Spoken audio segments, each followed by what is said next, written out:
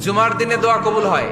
আল্লাহর হাবিব বলেন একটা সময় আছে জুমার দিন দোয়া করলে কবুল করে কে? সময়টা কখন? মুহাদ্দিসিন ইকরাম অনেক ইখতিলাফ করেছে। সবচেয়ে গ্রহণযোগ্য মতামত হচ্ছে আসরের সালাতের পরে। জুমার দিন আসরের সালাতের পরে সূর্য ঢলে পড়া